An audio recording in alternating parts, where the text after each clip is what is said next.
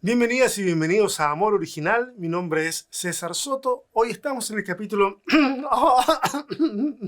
¿Qué forma de empezar, Señor bendito? Hoy estamos en el capítulo 5. Capítulo 5. Capítulo 5 de la serie Despojados y Oprimidos. Hemos avanzado un buen trecho en este recorrido de Adviento.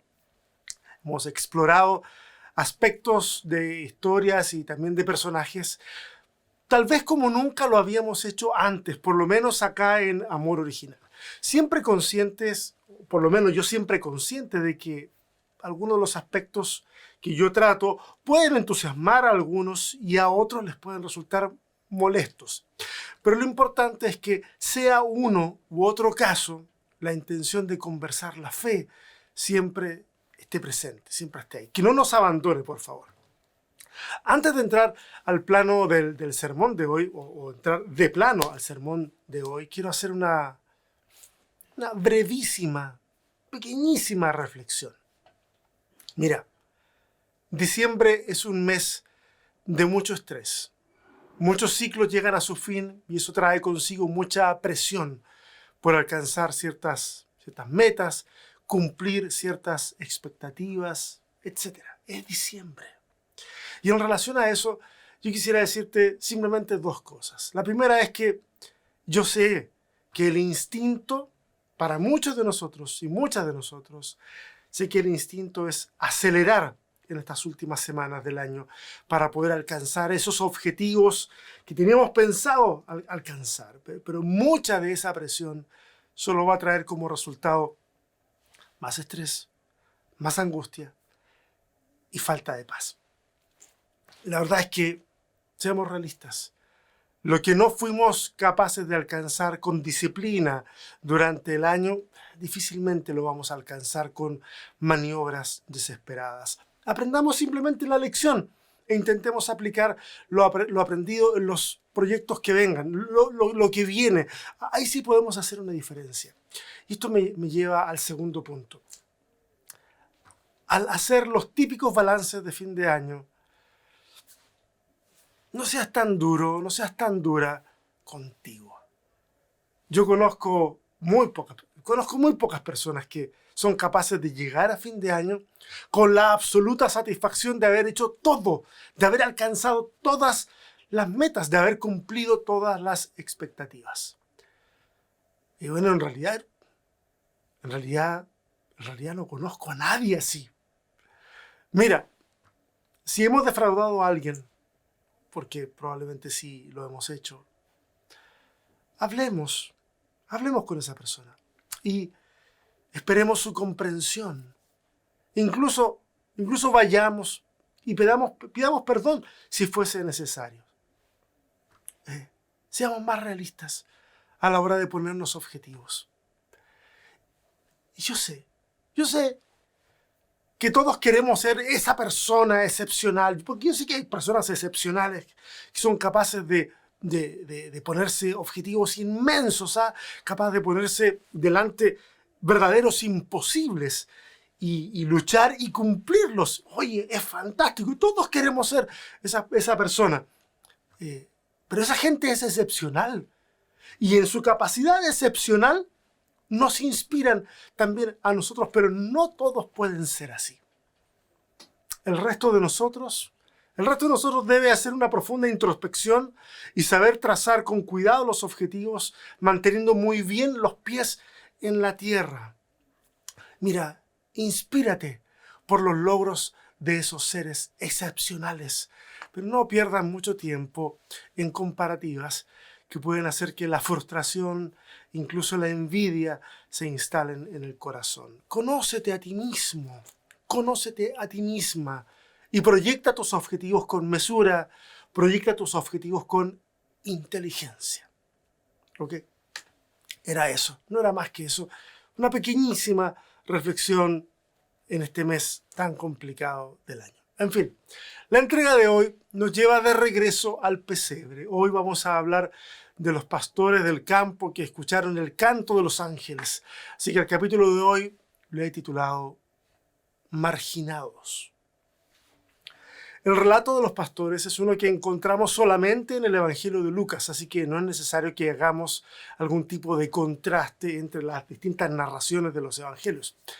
Vamos directamente a leer el pasaje en cuestión. En unos campos cercanos había unos pastores que pasaban la noche a la intemperie cuidando a sus rebaños. De pronto se les apareció un ángel del Señor y el resplandor de la gloria de Dios los llenó de luz, de modo que quedaron sobrecogidos de temor. Pero el ángel les dijo: no tengan miedo, porque vengo a traerles una buena noticia, que será causa de gran alegría para todo el pueblo. En la ciudad de David les ha nacido hoy un Salvador que es el Mesías, el Señor. Esta será la señal para que lo reconozcan. Encontrarán al niño envuelto en pañales y acostado en un pesebre. En aquel mismo instante apareció junto al ángel una multitud de otros ángeles del cielo que alababan al Señor y decían: gloria a Dios en las alturas y paz en la tierra a los hombres que gozan de su favor. Luego los ángeles volvieron al cielo y los pastores se decían unos a otros: vamos a Belén a ver eso que ha sucedido y que el Señor nos ha dado a conocer. Ustedes saben, como siempre, mi recomendación es que vayan y lean el contexto general de esto. Vayan y lean, siéntense, pónganle pausa a este video si quieren. Vayan y lean el capítulo 2 del Evangelio de Lucas, completito ahí, para que la reflexión personal también se active, para que vean otras cosas. De hecho, voy a hacer algunas referencias al resto del capítulo y ustedes van a poder ir, leer y van a poder entender todo mucho, mucho mejor. Lo que acabo de leer es el núcleo de este relato que tiene como protagonistas a estos pastores en el campo. Pero, ¿cómo llegamos a este punto de la narración? Veamos. Cuando leemos el capítulo 2, nos encontramos con varias curiosidades, por así decirlo, y también con algunos desafíos de interpretación. Bueno, esta sección en especial, el capítulo 2, se muestra con una especial intención de arraigar los acontecimientos del nacimiento de Jesús, a eventos relacionados con lo que está sucediendo en el imperio. Entonces, el evangelista habla de un censo universal que mandó a hacer Augusto César. Cuando digo universal me refiero a que un censo en todo el imperio romano. Y luego se menciona que se realizó en los días de Cirenio, gobernador de Siria. La idea de este evento es, a todas luces, es poner a José y María en Belén. Entonces ellos viajan allá. ¿Por qué? Porque José había sido descendiente, o era descendiente de David, y Belén era la ciudad natal entonces de David. El único problema con este censo es que no existió. Ese es el único gran problema. No hay registro de un censo de esa naturaleza, tampoco de que los censos requirieran que alguien viajase a la tierra de sus antepasados, sobre todo pensando en que los censos, en este caso, eran usados la mayor parte del tiempo para hacer cálculos de tributo. Además, si Jesús nace en tiempos de Herodes el Grande, esto habría sido en el 4 antes de la era común, y el gobernador de Siria, que se menciona, Cirenio o Quirinio, entró en el ejercicio de funciones en el 6 de la era común, es decir, sin mencionar el censo, que ya de por sí no existe. Con relación a Cirenio tendríamos una discrepancia de 10 años. Y durante mucho tiempo han habido esfuerzos académicos, pero sobre todo apologéticos, de hacer calzar todo este tema. Pero no sé, para alguien puede que sirvan, pero para mí los argumentos son insuficientes para probar algo. Pero, ojo, no hay que desesperar. Hemos dicho muchísimas veces que las narraciones de la Biblia, y en este caso de los evangelios, no guardan su verdad más profunda en la superficie de la literalidad, sino en su intención teológica. Pero ya vamos a volver a ese punto en un momentito más. De seguro hemos visto películas, y en este tiempo hay muchas que andan dando vuelta o siempre han estado en internet y en los canales de streaming, pero ahora se empiezan a ver películas que muestran las circunstancias del nacimiento de Jesús y lo hacen de forma muy dramática. Y es entendible, es cine, debe ser dramático para que atraiga la atención. Vemos a un José caminando al lado de un burro, el burrito sabanero, ¿cierto? Al lado de un burro con María sentada encima del animal, del burro me refiero, y a punto de parir, ¿cierto? Y a eso le sumamos que se les muestra desesperadamente, está ya, con contracciones y todo, y se les muestra buscando alojamiento de emergencia, como hoy día lo haríamos si llegáramos a una ciudad buscando un hotel, una pensión, un hostal, algo parecido. Finalmente, al no encontrar alojamiento, esta María que ya no da más, que debe dar a luz, entonces termina dando a luz en un establo rodeada de animales. Y a veces se nos muestra un establo muy occidental, muy maderoso, pero eso es una idea muy de acá y muy de esta geografía, porque madera no es lo que abunda en la zona de Judea, así que en otras ocasiones, tratando de ser un poquito más histórico o contextual a la geografía, se muestra que ese establo es una especie como de cueva. Bueno, curiosamente, nada de eso aparece en el texto bíblico. El texto apenas dice: y sucedió que mientras estaban en Belén, se cumplió el tiempo del alumbramiento, y María dio a luz a su primogénito, lo envolvió en pañales y lo puso en un pesebre, porque no había lugar para ellos en el mesón. No hay ruta tortuosa, no hay animales, ni burrito sabanero, no hay cueva, no hay establo, simplemente se habla de que no había lugar en el mesón. El resto lo ha completado la imaginación y la tradición, que probablemente ha bebido, una vez más, del protoevangelio de Santiago, que es un texto ficticio del siglo II. Pero vale la pena, en este caso, invertir 2 minutos, 3 minutos, para explicar eso de el lugar, que no había lugar en el mesón. Así que les pido que escuchen con mucha atención. La palabra que se traduce en nuestros textos como mesón o posada en algunas traducciones es la palabra griega katáluma, que tiene básicamente 3 significados. Y esos significados van a depender del contexto de lo que se esté narrando. Mira, puede significar refugio o albergue, puede significar posada o alojamiento, y también puede significar cuarto de huéspedes, como el cuarto de huéspedes que habría en una casa. En los primeros 2 casos, el escenario que se dibuja es que, bueno, no había alojamiento y probablemente le ofrecieron, ¿cierto?, a José y María un lugar en donde guardaban los animales, porque no hay alojamiento. Las habitaciones están todas ocupadas en este hotel. En el tercer caso, significaría algo distinto. Significaría que José y María estaban ya en una casa familiar o de amigos y que el cuarto de huéspedes estaba ocupado posiblemente por el censo del que se habla, pero está ocupado como para que todo esto del parto hubiese sido desarrollado en un lugar un poco más privado, darle un poco más de privacidad. Así que entonces tuvieron que usar el área dentro de la casa, y podemos hablar de esto el miércoles. Tuvieron que usar el área dentro de la casa en donde se guardaban los animales. Y digo hablar de esto el miércoles porque, sí, los animales, en una inmensa cantidad de casos, se guardaban dentro de la casa. Ahora, permítanme abogar por esta última definición o este último escenario, el de que ellos estaban en una casa. Veámoslo de esta forma. Por pura lógica, si se nos muestra a José en la narración yendo a Belén, porque esa es su tierra, porque es oriundo de ese lugar y su familia es oriunda de ese lugar, ¿qué tiene más sentido?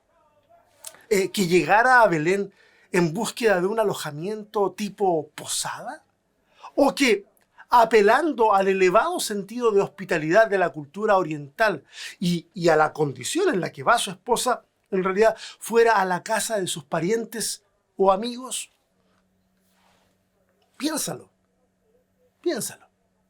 ¿Qué tiene más sentido? Pero hay otra pregunta que puede ayudarnos un poco más. La pregunta es, ¿hay alguna otra narración en el Evangelio de Lucas que nos muestre a alguien usando este servicio de posada, de alojamiento? Y esta pregunta, ojo, esta pregunta es importante, porque si esa narración existe, nos permitiría comparar los términos que se usan en una narración y en la otra para describir un lugar así. Eso indicaría el tipo de elección de palabras que hace el evangelista para referirse a un lugar así. Entonces, si la palabra es la misma, podría ser indicativo entonces de que, ok, José pudo haber buscado un alojamiento comercial, no lo encontró. Pero si la palabra es distinta, entonces podría indicar que los editores del Evangelio hicieron una distinción entre un tipo de lugar y el otro. Y eso inclinaría la balanza hacia afirmar que Jesús en realidad nació en una casa familiar, pero que tuvieron que improvisar un poco. Entonces, volvamos a la pregunta. ¿Existe otra narración de ese estilo donde se tenga que ocupar un lugar como una posada? Y sí, en el Evangelio de Lucas sí existe. ¿Se acuerdan de la parábola del samaritano? En la parábola, el samaritano ayuda al hombre que ha caído en desgracia. Y el texto añade, se acercó a él, le vendó las heridas, poniendo aceite y vino sobre ellas, lo montó en su propia cabalgadura, lo condujo a una posada, ahí está la palabra, una posada próxima y cuidó de él. La palabra ahí no es catáluma, sino es pandogeion. Qué palabra extraña, pandogeion, que significa alojamiento público. Esa es la definición de base de pandogeion. Es una palabra distinta a la ocupada en Lucas 2. Ahora, mis argumentos no son concluyentes, pero son mejores que simplemente suponer escenarios que carecen de sustento en el texto y en el contexto cultural de la narración. Entonces, tal vez al momento del nacimiento de Jesús, tal vez ese momento no fue un momento solitario y desesperado. Tal vez fue rodeado de las mujeres de la casa que asistieron a María en el proceso. ¿Por qué no pensarlo así? Tal vez no fue un momento lúgubre, sino de celebración, lleno de contención. Piénsalo y lo hablamos el miércoles. Bueno, esta es la parte de la historia que antecede al relato de los pastores. Hablemos un poco entonces de los pastores ahora. Este oficio es uno del cual se habla en varias ocasiones en el Talmud. El Talmud es una colección de sabiduría rabínica que contiene comentarios sobre la Biblia hebrea, la Torá, ¿cierto? Contiene la Mishnah, que es la ley oral, y contiene comentarios de esta ley oral, que es la Gemara. Todo eso forma el Talmud. Bueno, el Talmud no habla en los mejores términos de los pastores. Sí, los pastores desarrollan un oficio necesario, pero esta actividad les somete constantemente a impureza ritual. Además, el Talmud describe a los pastores como personas que infringen la ley con frecuencia y les va a tratar como criminales, como personas que no se les puede considerar confiables para dar testimonio en un juicio y que, moralmente hablando, están a la altura o estaban a la altura de los recaudadores de impuestos. Curiosamente, en el mismo Talmud, al mismo tiempo, se reconocen a personajes de la Biblia hebrea como Moisés y el rey David como pastores y que incluso Yahvé es tratado como un pastor. Si ustedes se acuerdan, Salmo 23, Jehová es mi pastor. Pero en el Talmud esto es tratado como consideraciones especiales que convenientemente no aplican al resto de los pastores. Los pastores en la práctica son personas marginadas. No son necesariamente pobres, pero sí discriminadas por su oficio, por su aspecto, por su aroma, por sus actitudes, por todo. La comunidad La comunidad les necesita, pero les rechaza. Son como el peluquero gay al que tanto te encanta ir. Aunque por dentro a lo mejor estás pensando que va de cabeza al infierno. Son como ese restaurante peruano en el centro de Santiago que te hace querer ir una y otra vez mientras por dentro esperas ansioso que los deporten a todos. Me explico. Esta tensión entre lo necesario y el rechazo. Los pastores que imaginamos en nuestras obras de teatro de fin de año, esos pastores parecen empresarios ganaderos al lado del aspecto que habrían tenido los pastores del tiempo de Jesús. No obstante, es a ellos a quienes, de acuerdo a la narración de Lucas, se les anuncia uno de los mensajes más maravillosos y subversivos del texto bíblico. El texto dice que se les aparece un ángel que viene a anunciar un evangelio, un evangelizo. Esa es la palabra que se utiliza ahí, griega. Una buena noticia que será motivo de alegría para todo el pueblo. Y este es el primer contraste, porque las buenas noticias no suelen ser para ellos, no suelen ser para los pastores, porque ellos son los marginados. Pero es a los que la sociedad mira en menos, a los que se les comunica esta buena noticia. Una buena noticia que se difunde desde los márgenes de la sociedad. Y mira, si el evangelio no es una buena noticia para todos, entonces no es evangelio. Si el evangelio no devuelve la dignidad a aquellos y aquellas que nosotros hemos marginado, entonces no es evangelio. Si el evangelio provoca ansiedad en los que hemos empujado a los márgenes y no consuela como lo hizo el ángel cuando le dice no teman, entonces puedes llamarle evangelio si quieres, pero no es evangelio. El ángel les dice que ha nacido aquel que es el cumplimiento de la esperanza mesiánica. Y va a darle 3 títulos. Le llama Salvador, le llama ungido o Cristo o Mesías, bueno, Cristo en este caso, pero esas son las palabras, le llama ungido y le llama Señor. Y podríamos hacer todo un sermón, y de hecho tuve la tentación de hacerlo, podríamos hacerlo todo un sermón, solo hablando de estos 3 títulos que se le asignan a Jesús en esta proclamación de su nacimiento. Mira, no voy a hacer eso, pero escúchame esto. Al menos 2 de estos 3 títulos se le atribuían al emperador. Hay inscripciones en las que se llama al César, a Augusto César, se le llama Señor y Salvador del cosmos.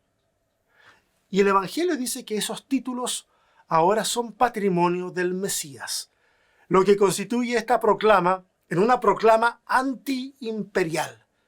El Mesías está acá, el Señor, el Salvador. Y hay un despliegue angelical que se ha puesto en escena para anunciarle. Bueno, entonces los pastores se preguntarán, ¿dónde estoy elucubrando, ¿cierto? ¿Dónde le encontrarán? Tal vez en el palacio real, en la casa del sumo sacerdote, tal vez en el seno de alguna de las familias principales de Jerusalén. No. El niño descansa en un comedero de animales. A los pastores se les ha anunciado esplendor y portento, pero lo que encontrarán no es un trono, sino un pesebre. No verán una manifestación de autoridad, sino de fragilidad. Y de pronto el cielo se llena de ángeles que alaban a Dios y lo que dicen es revolucionario y creo que explica parte de la intención teológica de esta sección del Evangelio al querer vincular el nacimiento de Jesús con el hecho de que está sucediendo en el tiempo en que Augusto era el emperador de Roma. Aquí entonces retomamos lo que dije al principio de este sermón. Mira, las inscripciones a Augusto no solo lo describían como Señor y Salvador del mundo. Además, Augusto, a punta de espada y sometimiento, había conquistado la paz. Las puertas del dios Jano, que permanecían abiertas mientras Roma estaba en guerra, se habían cerrado en 3 ocasiones y por 3 periodos bajo el mando de Augusto, en señal de que la Pax Romana se había instalado. Una paz sostenida y alimentada con la sangre de todos aquellos que se opusieran a la narrativa imperial. Y es que es fácil pensar en que la paz se alcanza cuando destruyes a tus enemigos, cuando silencias a quienes se te oponen. Pero eso no es verdadera paz. Es simplemente ausencia oficial de guerra, eso es todo. La proclamación de los ángeles es breve, pero tremendamente antiimperial. La gloria no pertenece a Augusto, ni siquiera a su divino padre Julio, que había tomado su lugar en las alturas, de acuerdo a la mitología romana. La gloria en las alturas le pertenece a Dios. Y en la tierra, la paz verdadera no es la que se alimenta con la sangre de los disidentes, sino que es un regalo de Dios a aquellos que gozan de su favor. Notan el contraste ahora. Si consideramos las palabras que se usan en esta narración, veremos que el censo del César pudo haber sido, al menos en la narrativa, uno que se extendía por todo el oikumene, esa es la palabra que se usa ahí, por toda la tierra habitada, por toda la tierra que le pertenece al imperio. En cambio, la paz que ofrece Dios en esta proclamación es sobre toda la ge, es decir, por sobre toda la tierra, sobre todo el suelo, sobre todo el planeta. El Evangelio de Lucas nos muestra en estos relatos y luego en el resto del libro que Dios va a manifestar un profundo interés y predilección por los oprimidos, por los pobres, por aquellos y aquellas que están en una situación de vulnerabilidad que les ha sido impuesta por la fuerza y de la que no pueden escapar, no pueden cambiar a menos que exista una intervención externa. María, en el capítulo anterior, en el Magnificat del capítulo 1, dice: de sus tronos derrocó a los poderosos, mientras que ha exaltado a los humildes, a los hambrientos, los colmó de bienes. Y en Lucas, en la parábola del rico y Lázaro, el rico llega al tormento por haber ignorado la necesidad del pobre. Y Jesús, en medio de un banquete, va a aconsejar que lo que se debe hacer es en realidad invitar a lugares como este a los despreciados de la sociedad, a los pobres, a los lisiados, a los ciegos.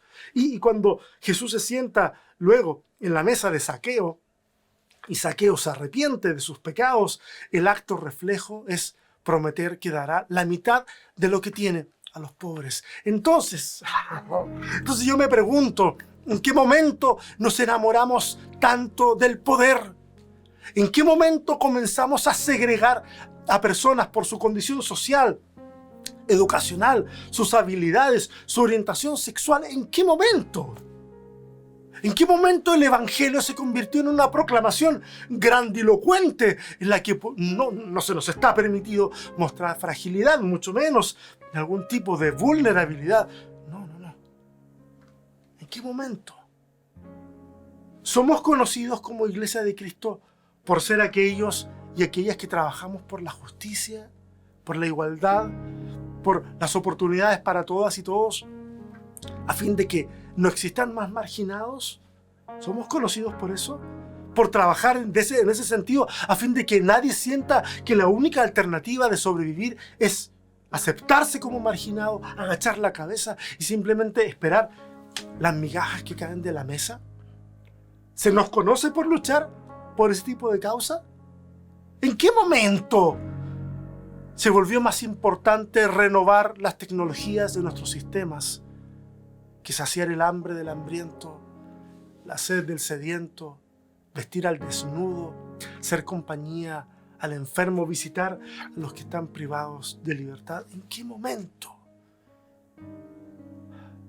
En el génesis del Evangelio de Jesús están los marginados, sentados en primera fila, los que la sociedad prefiere invisibilizar, los que la religión considera poco decorosos e impuros como para incluirles y verles como iguales. Ahí están, en primera fila. Y entonces tenemos que preguntarnos, ¿haremos algo con el desafío del que hemos hablado hoy? ¿Haremos algo o simplemente nos conformaremos con el asombro que a lo mejor nos provoca el Evangelio o la información que se entrega. Digo, asombro cualquiera. Mañana se nos puede olvidar todo eso. El sueño de la noche puede borrar la sensación como de entusiasmo y podemos vivir ombligocéntricamente. Entonces, es ahora que tenemos que preguntarnos, ¿qué haremos? Esa es la pregunta. Esa es la pregunta que debes hacerte. Esa es la pregunta que debo hacerme. Y debo ser consciente de los pasos que voy a tomar. O ser consciente de que si no hago nada es a lo mejor porque en realidad no me importa. Que, ¿sabes? Admitir eso sería dar un paso en la dirección correcta. Por admitirlo con vergüenza, me refiero. Admitirlo con dolor. Porque entonces tendríamos que trabajar internamente para de verdad, no solo en palabras, sino de verdad, convertirnos en evangelio para alguien hoy. Entonces, piensa en eso. Determina cuáles serán tus pasos a seguir. Ponle cabeza a eso. Necesitamos dejar de llenarnos la cabeza con información que es buena, que es interesante, que es linda. Necesitamos dejar de sentir entusiasmo todas las semanas por alguna cosa interesante, bonita, algo que Dios nos dijo. Está bien, pero tenemos que dejar de que sea solo eso. Tenemos que ponerle acción a las emociones. Piensa en eso. Dale vueltas. Y mientras tú haces eso, yo me despido. Nos vemos, si Dios quiere, la semana entrante.